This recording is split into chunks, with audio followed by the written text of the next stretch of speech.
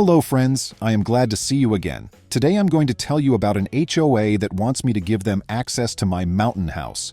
My house is my getaway from the usual frenzy of city life. I remember falling in love with it because of its massive porch overlooking a stretch of forest and its nearby creek that always carries the gentle hum of water. The house is tucked into a private community that, when I first bought the property, had an HOA with some standard guidelines. Things like no excessive noise after certain hours, or no unauthorized construction without board approval seemed reasonable at the time. Little did I know how unreasonably complicated it would become. I'd planned a peaceful weekend, just me, a couple of my closest friends, and some board games by the fireplace. Our city traffic frustrations and endless deadlines were supposed to vanish the moment we unlocked that front door. Except we never got to unlock it on schedule because the HOA decided they needed to escort me in for reasons they wouldn't clarify. According to an email I received, they had HOA officers who would regulate who entered and who didn't. I remember staring at that email thinking it must be a prank. There was no mention of such a thing when I bought the place. I'd skimmed every line of the community's bylaws at least twice. Nowhere did it say anything about off-brand security guards, what my neighbors would later call HOA cops. Despite my confusion, I tried to stay calm. Maybe there had been some break-ins, and the board decided to heighten security. Maybe they hired legitimate guards, and this was just a courtesy. So, with that hopeful mindset, I hopped into my car, loaded with weekend supplies and a dusty set of tools I'd meant to return to the mountain house. I arrived at the gated entrance, expecting to tap in my usual code. To my surprise, there were two uniformed individuals standing by the gate. Their uniforms, however, looked more like cheap knockoffs of official law enforcement attire than anything else. No recognizable patches, just black shirts with the words HOA Enforcement printed in a bold, blocky font on the back.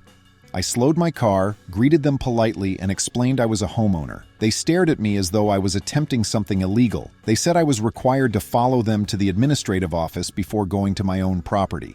That was the first red flag. Why would I need to stop by an administrative office that had never existed before? I tried to protest, but they insisted. It was like I was in a bureaucratic maze before I even got out of my car.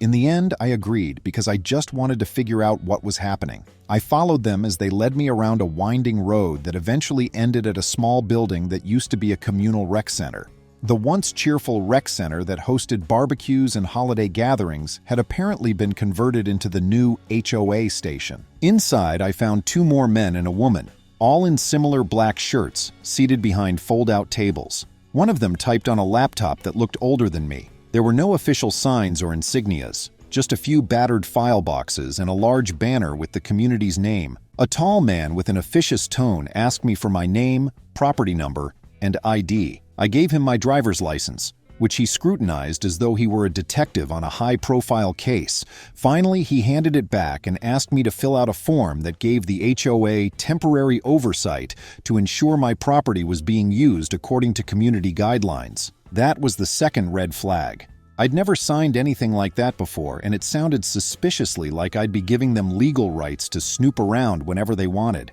I asked him, "Is this new? I don't recall seeing any of these policies." The man, whose name tag, made from a piece of plastic taped to his shirt, read Dante, muttered something about new rules instituted by the Board of Community Management.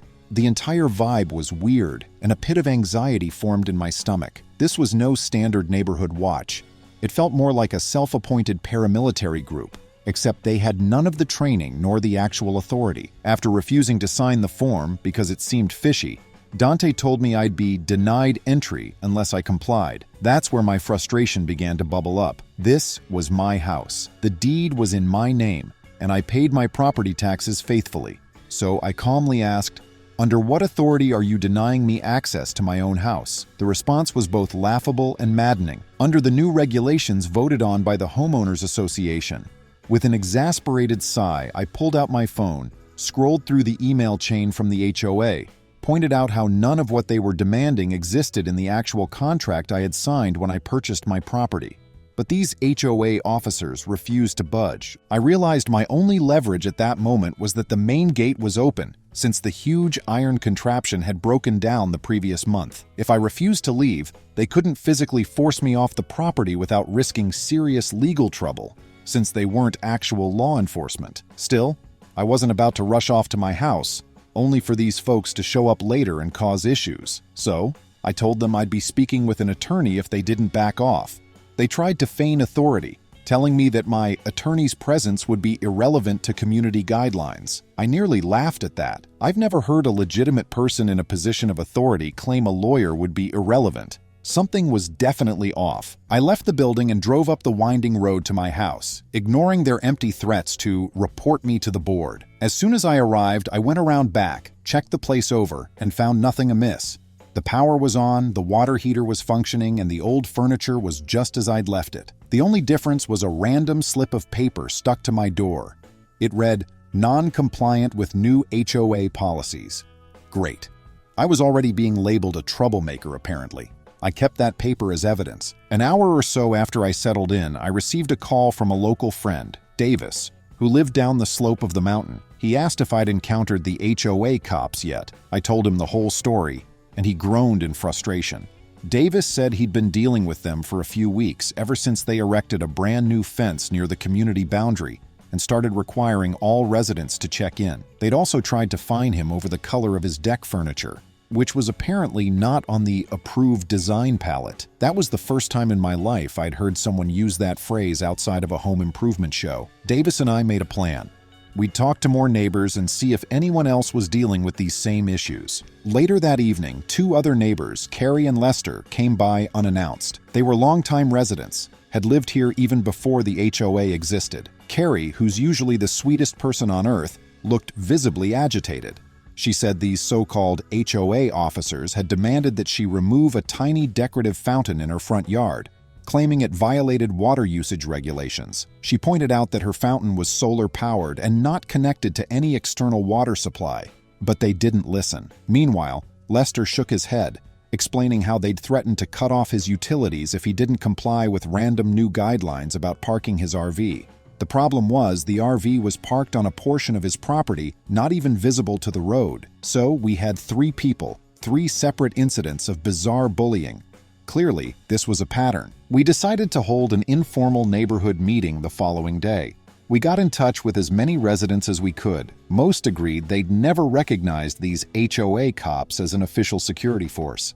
Some had actually tried calling the local sheriff's department, only to learn these individuals were not connected to any county law enforcement. The sheriff's office had apparently received several complaints, but they said it was a civil matter between the homeowners and their association.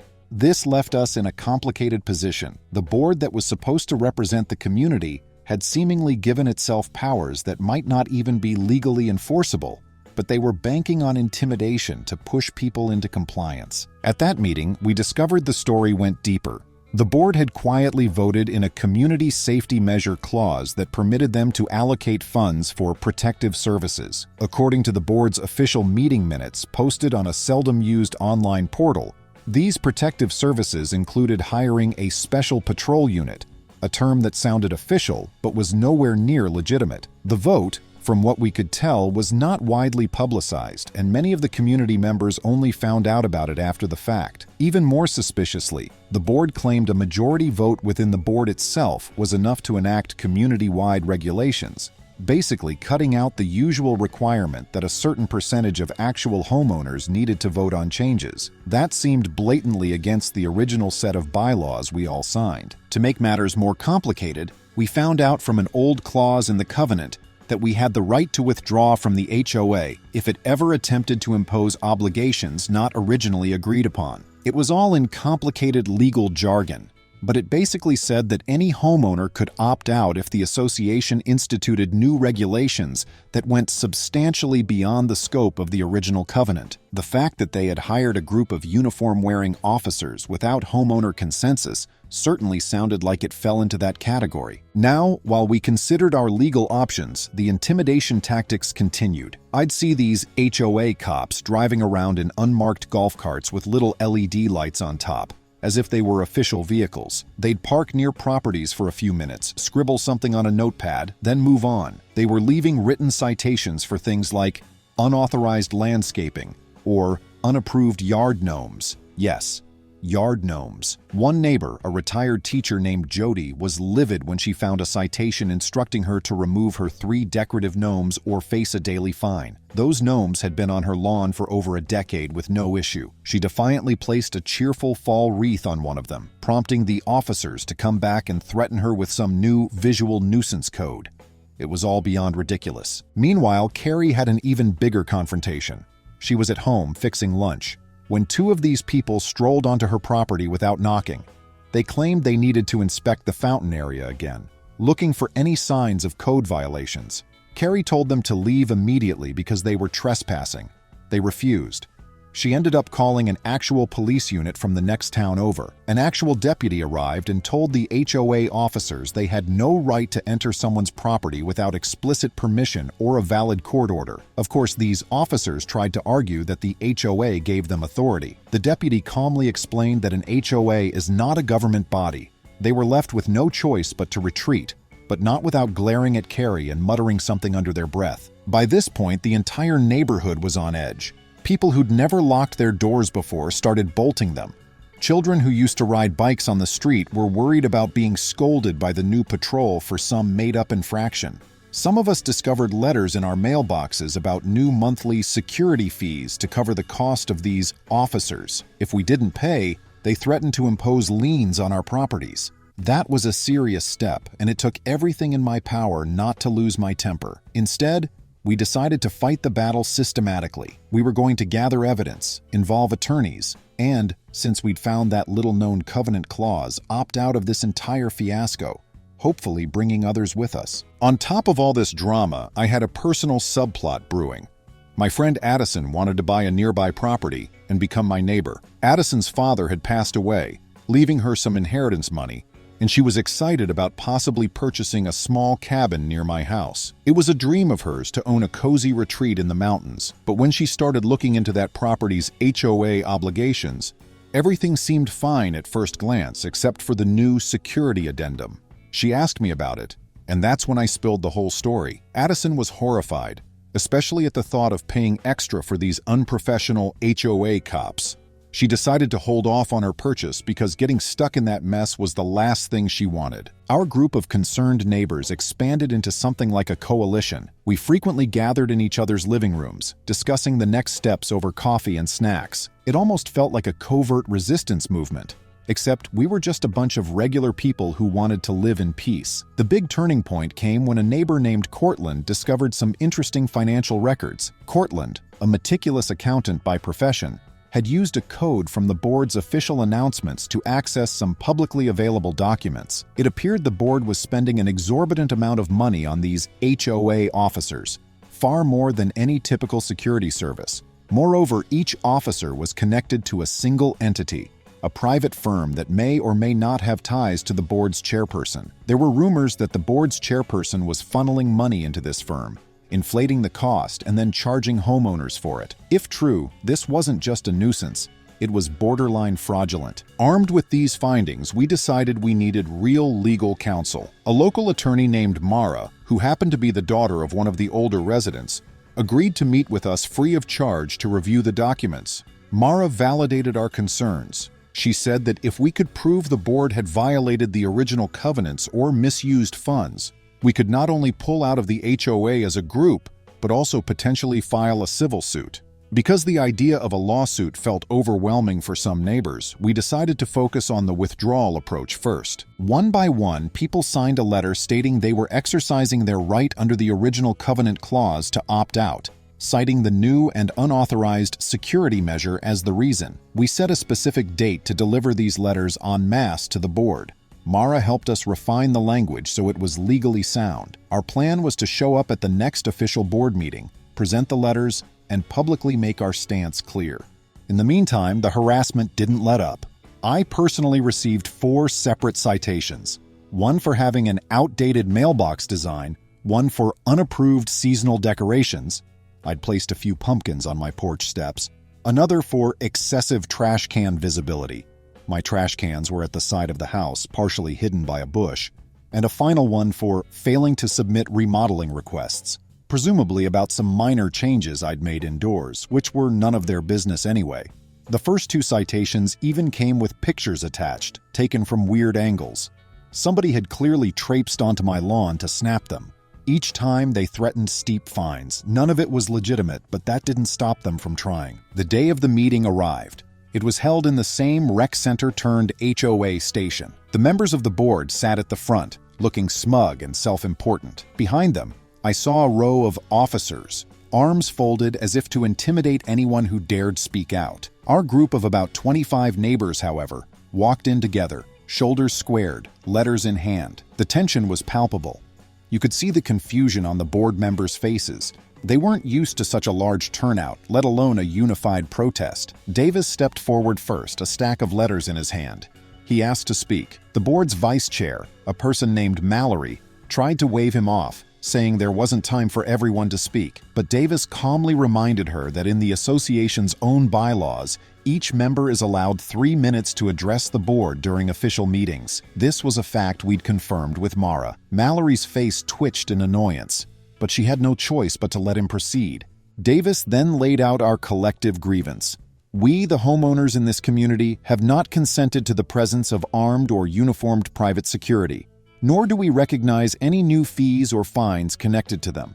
Furthermore, we believe the board acted outside the scope of its authority and has violated the original governing documents. Therefore, we're exercising our right, under Clause 14D, to withdraw from the HOA and all its obligations. He handed over the signed letters. A ripple of murmurs went through the room as each neighbor followed suit, stepping up and placing their envelope onto the table. You could practically see the board members' confidence draining, replaced by shock.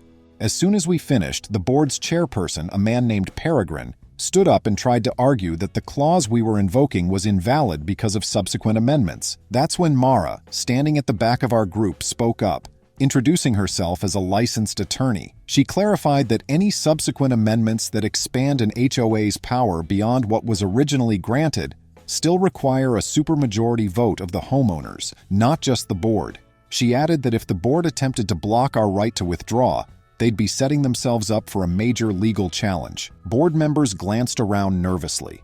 In an act of bravado, Peregrine claimed that leaving the group was complicated and wouldn't free us from fines or other obligations. He was trying to scare us into believing the fight wasn't worth it, but the damage was already done. Everyone saw they had no real counter-argument. Their scheme relied on intimidation, not on law. After a few weeks, we officially left the HOA. Mara helped file the paperwork at the county records office, and we revised our deeds to reflect our departure from the association. Most of us had always paid HOA dues, but now we maintain a friendly, volunteer-based neighborhood watch program. No uniforms, no fines. The remaining board members could keep their HOA cops for the few properties they still oversaw, if they wanted. In the months that followed, many of those still under board control listed their homes for sale, probably realizing the rest of the community no longer answered to the HOA. And since most of us stopped contributing to the association's coffers, that shady security company likely lost the bulk of its funding. There was more to the story. Remember how Cortland discovered questionable financial ties between the board chair and the security firm? We uncovered enough evidence in the public record to file a complaint with the state's Consumer Protection Department. Several red flags suggested Peregrine was funneling a portion of the HOA dues into a company he owned. The complaint triggered an investigation. These things take time, but Peregrine and at least 2 other board members reportedly faced significant legal trouble. I wasn't privy to every detail, but rumors flew about misappropriation of funds and fraud. Curiously, those new HOA cops disappeared. Maybe they went off to pester another unsuspecting neighborhood. Either way, they left our mountain. Addison finally felt comfortable buying that modest cabin nearby. I watched her transform the old place into a cozy mountain retreat and join our newly independent circle of neighbors. She decorated it with her own personal touches, and no one asked her to change a paint color or remove lawn ornaments. It was gratifying to know we'd won a personal victory and set a precedent for homeowners threatened by overreaching boards. We showed that determined, informed residents can stand up for their property rights. We refused to be bullied by a group that hijacked the HOA's role. This sense of comfort and camaraderie was especially evident during the next holiday season. With our newfound freedom, people went all out with fountains, lights, wreaths, even yard gnomes in festive hats. Carrie's fountain glowed beautifully at night under solar-powered lights. Lester hosted relatives in his RV right in front of his home. Jody lined her walkway with cheerful little figurines spelling out holiday joy. The entire street lit up like a beacon in the mountains. No one feared arbitrary rules or petty fines. In my mind, that's exactly what a real community should be. Self-expression paired with neighborly spirit. While we celebrated our independence, the shrinking HOA clique grumbled. Some complained that the board kept demanding dues for maintenance and security, but few people paid up. Most were sick of the board's nonsense and wanted out. The board even considered dissolving, either due to mounting pressure or lack of funds. I wasn't shocked. Once the corruption at the top was exposed, the whole thing was bound to crumble. In short, the people who violated our rights faced consequences. Peregrine and his cronies were disgraced and likely charged with misusing HOA funds. Their attempts to stay in power unraveled when residents realized these new mandates had no legitimate basis.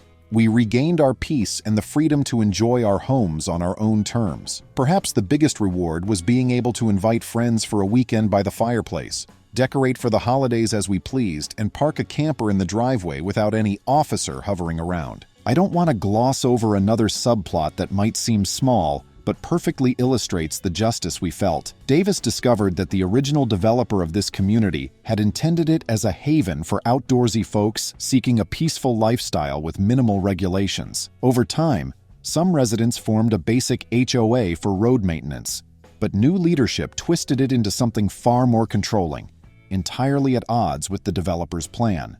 Hidden in the rec center's dusty files, we found an old flyer reading, "Live free in nature's backyard with minimal restrictions." Restoring that freedom made us feel more connected to this place. By opting out, we honored what the developer had intended from the start.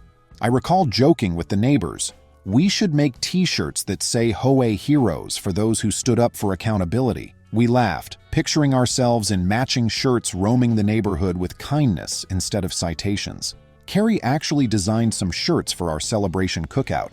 Silly as it was, it felt like a fitting victory lap after such a bizarre chapter. I'll never forget being confronted by HOA officers in that rundown rec center. The lesson is clear. If a group claiming to represent you works against your interests, you don't have to just accept it.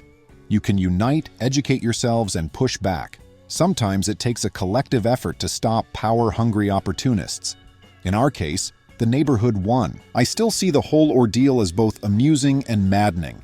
Amusing because a bunch of adults actually believed they could impersonate law enforcement. Maddening because of the wasted time and stress they caused. But I'd rather concentrate on the positives, a neighborhood that respects each other's property and boundaries without oppressive rules. If you ever face a comparable nightmare, remember our story. Sometimes the best move is to walk away, withholding both your money and your compliance. We did, and it worked. For those wondering what became of the HOA cops, rumor has it they were let go shortly after our mass exodus due to budget constraints. The board couldn't afford them without the bulk of our dues. They supposedly tried freelance security in another community, but with no proper credentials, it didn't last. Their shoddy uniforms and tactics likely scared off prospective employers. In the end, since they were never actual law enforcement, they just faded away. The real heroes were the neighbors who refused to be intimidated, researched the law, and presented their withdrawal letters at that pivotal meeting. They helped create a freer environment in our mountain town. Contrary to the old board's doomsday predictions, our property values stayed solid, or even improved. The area is more appealing to buyers who don't want micromanagement. New folks have joined us since Addison purchased her cabin. I've hosted countless friends, hiked dozens of trails, and sipped coffee on my porch without ever again worrying about HOA officers scolding me over some obscure code. Our charitable yard sale for a local wildlife rescue sums up how much better life got afterward. Under the old board, we'd have been drowning in forms, fees, and ridiculous display rules. This time, we just set out tables, posted a few signs, and raised a nice sum for the rescue. A big crowd turned out, and we used the event to explain our cooperative, neighborly approach to new residents. Some people floated the idea of creating a simpler HOA just for road upkeep. While a few nodded, most agreed a volunteer approach or informal arrangement was safer, leaving less room for future abuse. I think we all learned the importance of staying vigilant. If something feels wrong, speak up, gather evidence, and hold people accountable. No one should give blanket approval to a board just because it claims to speak for us. Transparency fosters trust, not suspicion. Though the fight was stressful, it was entirely worth it. I also realized just how critical it is to understand property rights and how community associations work. A lot of people move into HOA neighborhoods without fully reading the covenants or understanding their legal remedies. Our old board thrived on that apathy. Once we got informed, their intimidation tactics fell apart. Carrie's story stands out too. Her health issues made her wonder if she should leave, but after those officers trespassed on her property, she decided she loved the place too much to go. She just wouldn't tolerate an overbearing system. Once we separated from the HOA, her whole demeanor improved. She started gardening more and even built a small backyard trail for deer and foxes. She invites neighbors to share in the wildlife. Freedom from random fines can really nurture a sense of community. Lester had a happy ending as well. Without officers breathing down his neck, he parked his RV right where he wanted and took his grandkids on a mountain tour, something he'd delayed because of those threats. He made the RV more eco-friendly too, which the previous board would have nitpicked to death. Now, anyone with questions about sustainable living knows to talk to him. Sometimes reclaiming your rights sparks a whole new wave of community spirit.